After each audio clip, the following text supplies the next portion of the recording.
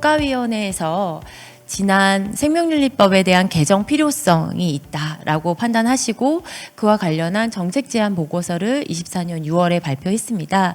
이에 대한 내용들을 말씀드리고 저는 요 내용을 조금 더 구체적으로 당면 과제를 유형화한 다음에 그 검토 방향을 말씀드리려고 합니다. 방금 소개해드렸던 국가생명윤리심의위원회 6기에서 2024년 6월에 발표한 생명윤리법 개정에 관한 정책 제안 보고서의 내용입니다. 해당 보고서는 유관학회 전문가들의 의견과 생명윤리법 종사자 그리고 일반인 500명들의 인식 조사 등을 설문조사 등을 통해서 수렴된 의견을 정리해서 현재 생명윤리법의 개정의 필요성에서 제기되는 문제들을 단기 과제, 중기 과제, 장기 과제로 정리하여서 발표하였습니다. 이 보고서에서 제안하는 이제 우선 필요성이 급하다라고 판단되고 조금 빠르게 해결될 수 있다라는 것들을 주로 단기로 보았고요.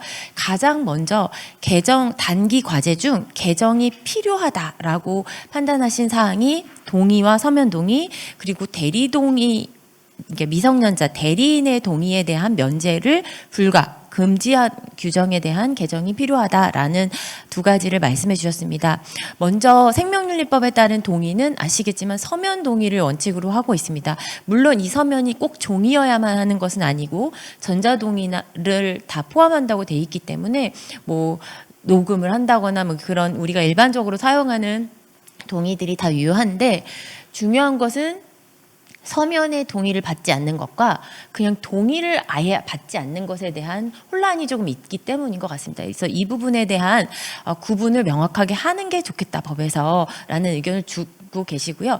개보법에서는 서면이라는 표현을 쓰지 않고 있기 때문에 생명윤리법에 따라서만 서면화를 요구한다라고 좀 그렇게 생각하는 경향이 있어서 이에 대해서 좀 법적으로 명확하게 구분을 해서 두는 게 좋겠다라는 의견을 주셨고요.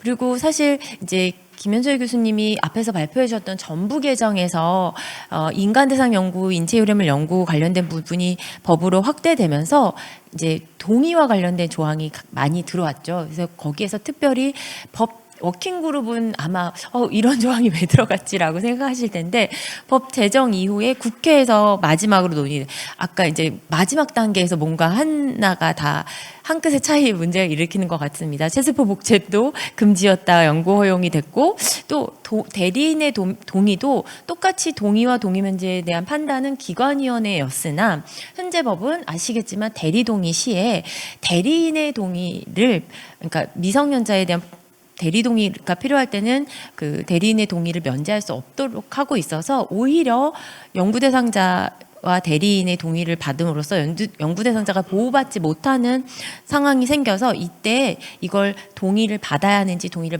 받지 않아도 되는지에 대해서는 기관위원회 심의를 권한을 부여하는 방식으로 개정이 필요하다라는 의견을 주셨습니다.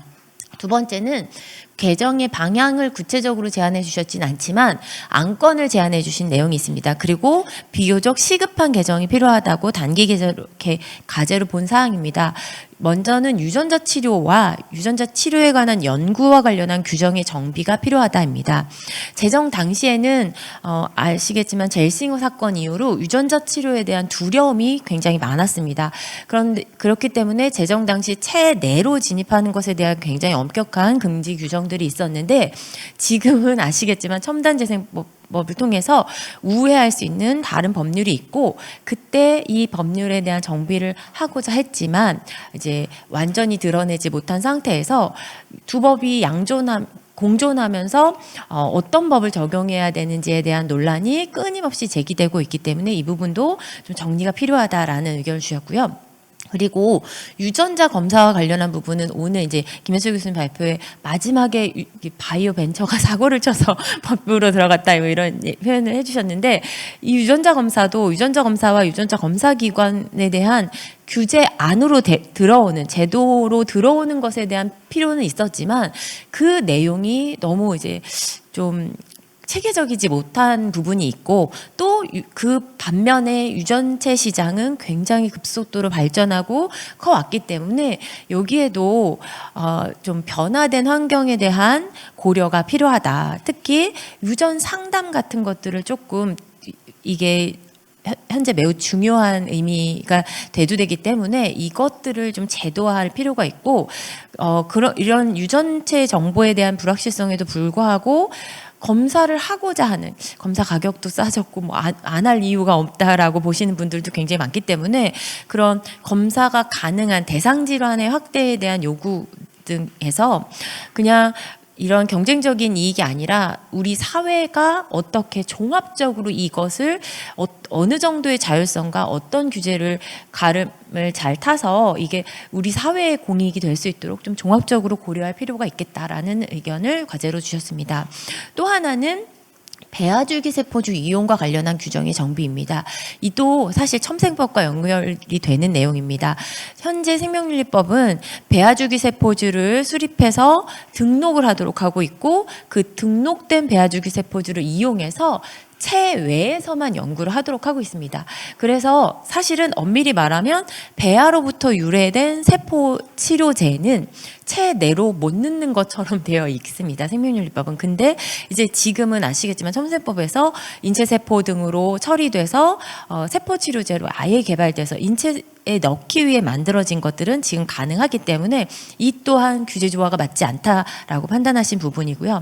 그 다음에 인간 대상 연구의 경우도 인간 대상 연구를 직접 연구자가 연구 대상자를 만나서 연구를 하는 인간 대상 연구가 아니라 개인정보를 2차적으로 사용하기 때문에 이 개인정보 2차 사용으로 인간 대상 연구의 범주에 들어가는 연구에 대해서 특히 이 개인정보를 어떻게 해석하느냐에 대해서 매우 인간 대상 연구가 굉장히 넓어질 수도 있고 이제 좀 구체화될 수도 있는데 특히 이 미국에서 법률에서는 프라이빗 정보라 인포메이션이라는 용어를 쓰고 있기 때문에 개인의 사적 정보다라고 이제 이런 의미를 좀 부여해서 개인의 식별 가능한 사적 정보를 획득이나 사용 연구를 분석할 때에만 이제 이 법에 적용을 받도록 하는 것이 사실은 원래의 취지다. 이건 이제 워킹그룹에서 활동하셨던 배경 하에 이런 의견을 주셨고요.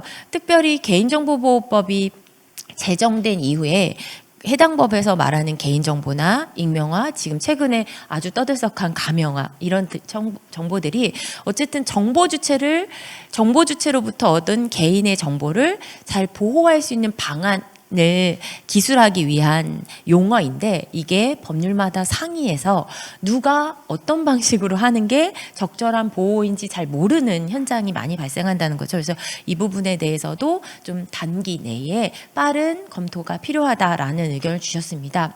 두 번째 중기 과제로 살펴본 사항들입니다. 중기 과제는 조금 더 단순하지 않은 주제입니다. 아시겠지만 보조생식술이 대표적입니다.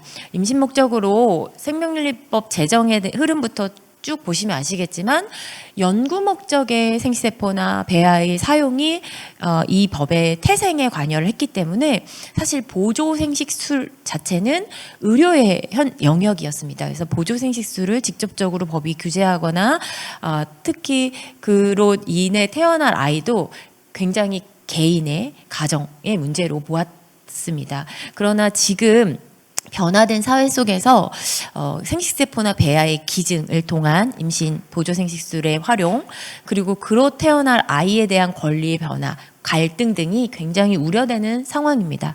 때문에 이 부분에 대한 것도 정비가 좀 필요하다. 법에서 늘 거면 어떤 원칙으로 무엇을 누구를 어떻게 보호하기 위한 기준과 절차가 마련되어야 되는지 좀 구체화될 필요가 있겠다는 거고요. 그리고 아시겠지만 낙태법에 대한 헌재 판결 이후 규제 공백이 오래되고 있습니다. 이와 관련해서도 사항에 대해서도 좀 국가 차원의 논의부터 시작하자. 생명윤리 논의를 그냥 형법의 부재가 아니라 이 생명윤리로서의 논의를 먼저 시작하고 그 논의의 바탕을 둔 규제 정비가 좀 필요하다라는 의견을 주셨고요. 또 대리모나 이런 부분도 이야기를 해주셨습니다. 또 하나의 주제는 파생자원과 관련한 규정을 명확히 했으면 좋겠다입니다.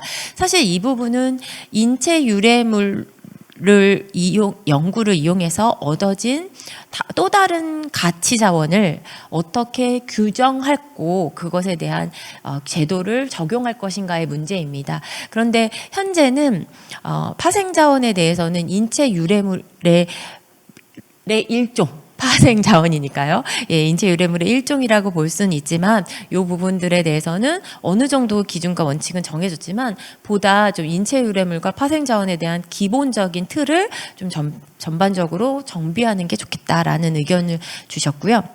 그다음에 이와 더불어 유전 정보에 대해서도 차별 금지에 대한 선언적인 규정은 있지만 이게 실질적으로 작동하지 않고 또 그런 문제가 있었을 때 어디에 어떻게 문제 제기를 해서 그걸 시정할 수 있는지에 대한 프로세스가 전혀 없기 때문에 사실상 사문화된 규정이다라는 비판을 받고 있습니다. 그래서 이 부분에 대해서도 좀 정비가 필요하다라는 의견을 중기과제로 뽑아주셨습니다. 또 하나는 기관위원회 관련의 조항에 또 제도 개선이 좀 필요하다. 특별히 이렇게 효율적이고 전문적으로는 수행이 되고 있는데 이런 기관위원회에 대해서 좀 자율적인 기구이지만 이걸 좀 통합적으로 지원하고 질을 관리하기 위한 어떤 컨트롤 타워 같은 것들이 좀 필요하겠다라는 의견들도 있으셨습니다. 그리고 또 하나는 이제 마지막에 김현철 교수님께서 먼저 2차 전부 개정이 필요하다라고 말씀해 주셨는데 생명률 정책 수립과 관련한 이제 민주적인 절차를 제도화하는 것이 좀 필요하겠다. 특히 그 안에 국가위원회가 어떤 허브의 역할을 감당하고 그 논의가 단계별로 정말 참여와 민주적 수기를 거쳐서 그게 국가적 정책화되는 모범적인 어떤 사례가 나올 수 있도록 연명의료가 사실 그런 좋은 사례가 되었다고 생각하는데요. 그런 것들을 좀 체계화하고 제도화할 수 있는 것들이 좀 좋겠다. 이것도 비교적 중기 과제로 뽑아주셨습니다. 사실 쉬운 일은 아니라고 생각하지만, 예. 그 다음에 이제 또 중기 과제로 추가 법제화를 검토할 필요가 있는 사항이다라고 해서 새로운 이슈를 주셨습니다. 합성 배아입니다. 첫 번째는 그래서 현행법에서는 배아의 정의에 해당하지 않습니다. 배아의 유사 배아이기 때문에 근데 이게 이제 지금 배반포까지 성공했다라는 보도들이 나오고 배반포의 여러 가지 특성을 가지고 있기 때문에 14일을 넘어서 연구를 계속해도 되는지가 화두가 되고 있습니다.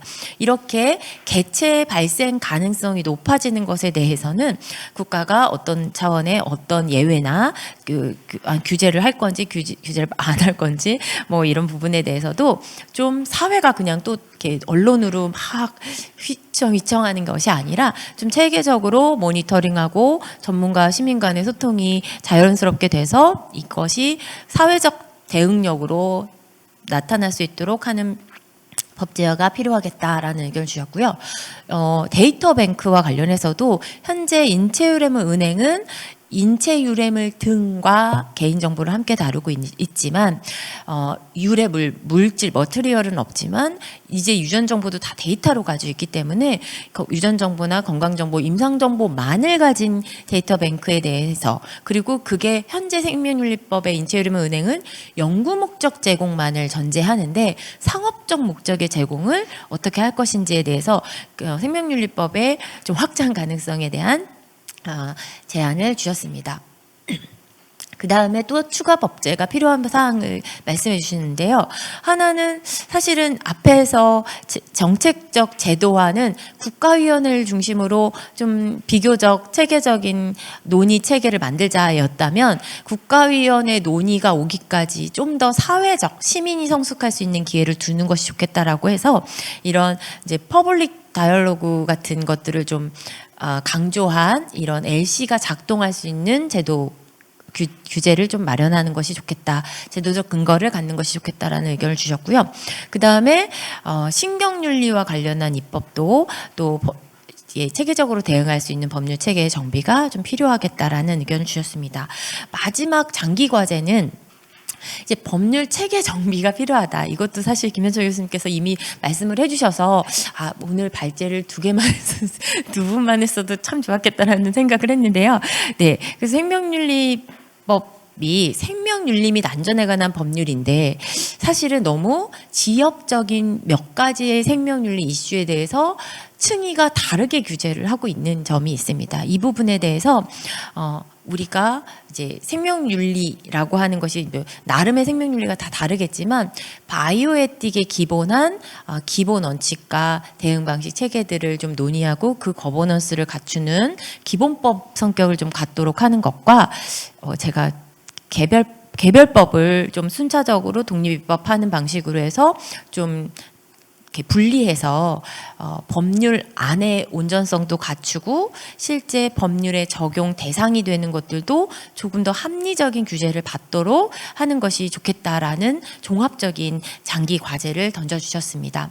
이와 관련한 부분을 조금 아주 살짝씩만 보태면서 조금 더 짚어보려고 합니다. 그래서 생명윤리법에 대한 현재 당면한 과제는 시급한 개정이 요구되는 사항과 좀 개정 전에 일부 어떤 방향으로 개정할 것인가에 대한 논의가 필요한 사항, 그리고 사실 2번과 3번 순서가 바뀌어도 되는데 다른 법률의 지도적인 역할을 하려고 했던 조항이 있는데요. 아까 김현철 교수님 말씀해 주신. 근데 그게 사실은 그렇게 잘 작동하지 않아도 사실 큰 무리가 없어서 다른 법률과의 조화가 이미 좀 틀어진 것들이 있습니다. 그래서 이것도 새로운 상황에 맞게 정비를 할 필요가 있는 그런 부분이 있고요. 그리고 새로 법제화되어야 될 게 이게 이제 기본법으로 갈지 개별법으로 갈지에 따라서 어떤 방식으로 법제화가 될지는 다시 논의가 돼야겠지만 꼭 입법이 우선되어야 되는 주제, 과제와 그렇게 할 때 입법의 방식 등을 논의하는 것이 이제 마지막 당면 과제의 유형이 아닌가 생각합니다. 먼저 시급한 개정이 요청되는 사항들은 앞에서 제가 말씀드렸기 때문에 다시 말씀드리진 않겠지만 사실은 생명윤리 및 안전에 관한 법률에서는 인폼드 컨센트라고 표현을 하지만 이런 사항들을 설명해서 서면 동의를 받으세요. 이때 충분한 설명이 중요합니다라고는 했지 그걸 어떤 정도로 설명해야 충분한 정보에 의한 동의, 인폼드 컨센트입니다 라고 하진 않았거든요. 그래서 사실은 동의의 내용이 기관위원회에게 위임되어 있습니다. 물론 법정 양식으로 동의서를 가지고 있는 데에서는 꼭 동의받아야 되는 항목을 열거하고는 있지만 설명의 의무는 다 연구자에게 위임해 놨어서 연구자와 그 연구자가 제출한 계획서를 본 기관위원회가 이 정도 설명하면 기만이 아니네. 이 정도 설명이면 충분한 설명이라고 할 수 있어 라고 해석의 여지가 굉장히 많거든요. 근데 지금 브로드 컨센트가 제도화되어 있지 않다는 이유로 이 생명윤리법에 대한 인폼드 컨센트와 브로드 컨센트가 계속 마치 그냥 간편하게 동의를 면제해버리자라고 가는 경향이 있는 것 같습니다. 그래서 이 부분이 기관위원회, 지금 10년 동안 잘 정착한 기관위원회가 윤리적으로 잘 작동할 수 있도록 하고 기관위원회에게 연구 대상자 보호에 대한 자율성을 많이 위임해 주는 방식으로 이 법이 개정되는 것이 조금 더 현장을 윤리적인 강강을 무감각시키는 행정적 요식행위로 하는 게 아니라 윤리적 역량을 강화하는 방향으로 개정이 되는 게 아닐까 하는 생각이 들었습니다. 그 다음에 개정 전 논의가 필요한 사항은 제가 첨생법과 관련한 사항들은 쭉 뺐습니다. 먼저 유전자 치료와 유전자 치료에 대한 연구를 구분하고 있고 특히 이 연구 대상자와 연구 대상 제가 이걸 구분을 해놓은 이유는 인체 세포 등이 아까 이제 생명윤리법에 따른 인체 유래물은 똑같이 휴먼 머티리얼이거든요. 근데 생명윤리법에 따른 인체 유래물은 연구용 인체 유래물만 인체 유래물이라고 하고 똑같이 피를 뽑았어도 이걸 만약에 세포 치료제로 분리할 거면 인체 세포 등이라고 불러야 되는 거예요. 법적으로. 근데 그런 법률적 용어도 굉장히 중요하지만 마치 이렇게 용어만 쓰면 대상자에 대한 이제 그 동의를 받으면 그게 대상자에 대한 채취자에 대한 모든 의무가 없어지는 것처럼 되는 것도 있고 뭔가 윤리적 역량이 가기 전에 법 제도가 너무 깔끔해 정리가 돼버리니까 역량이 따라가는 게 아니라 그냥 요식화된다라는 느낌을 많이 받거든요. 그래서 이렇게 법에서 이미 되어 있는 것들이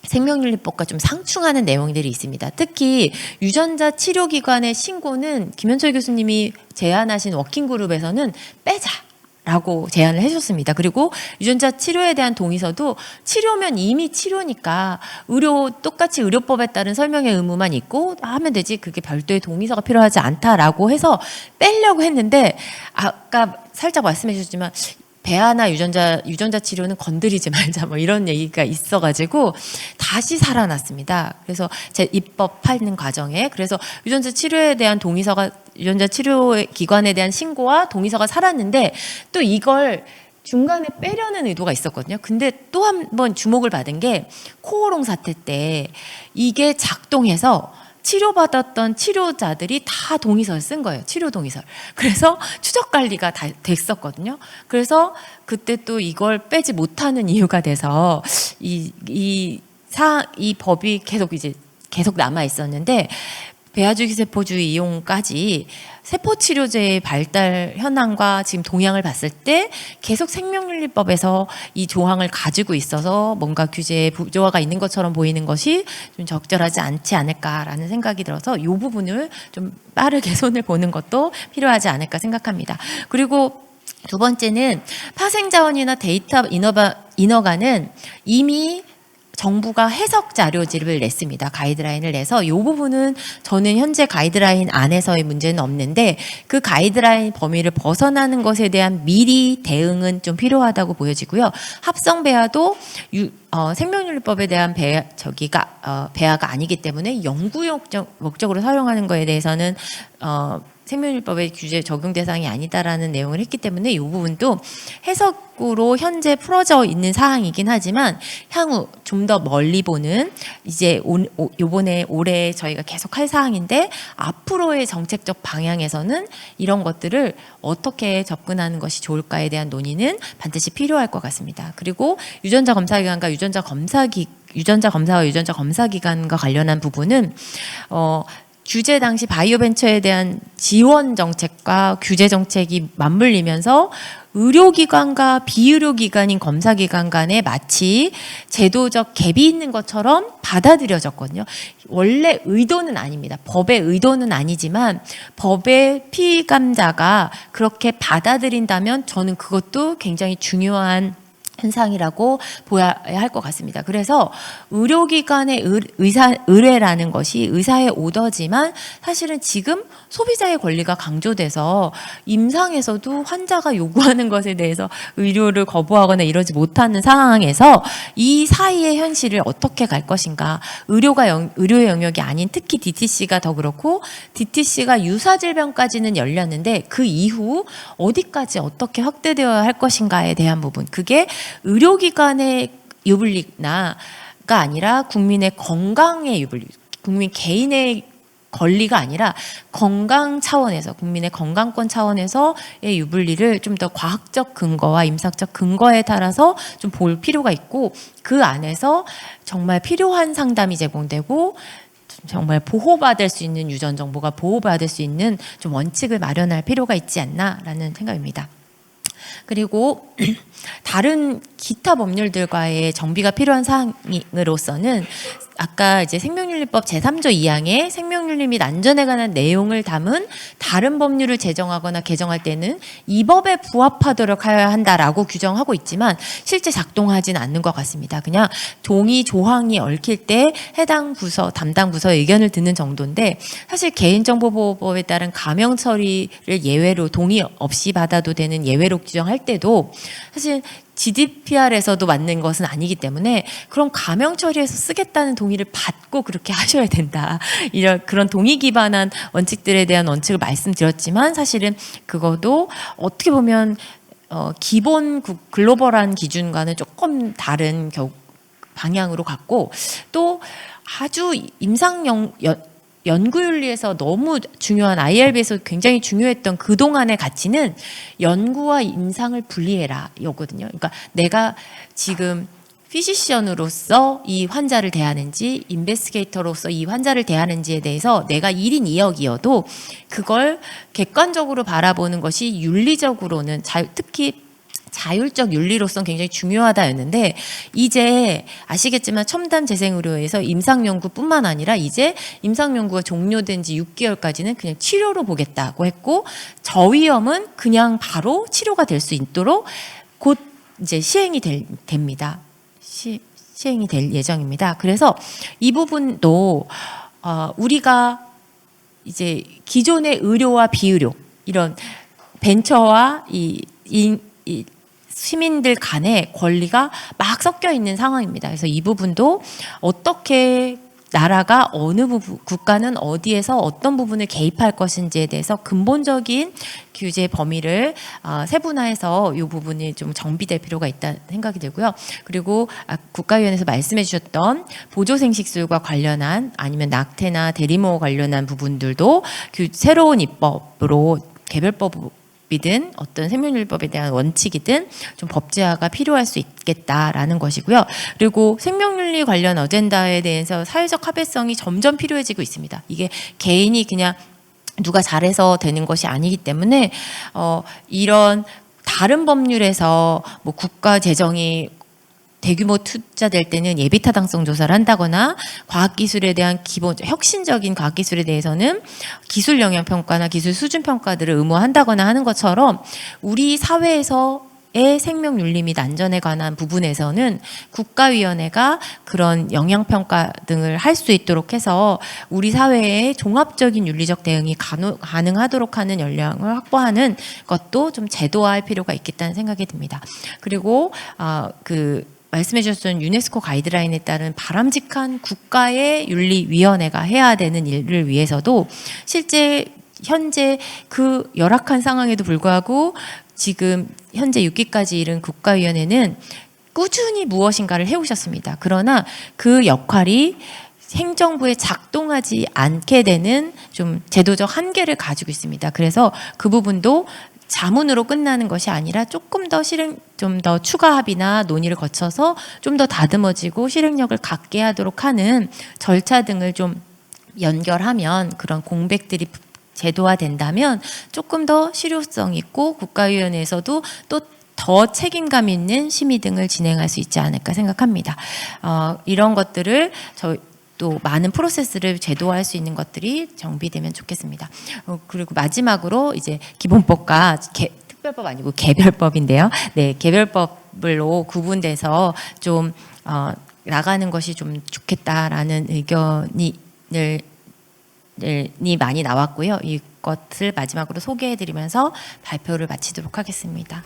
경청해 주셔서 감사합니다.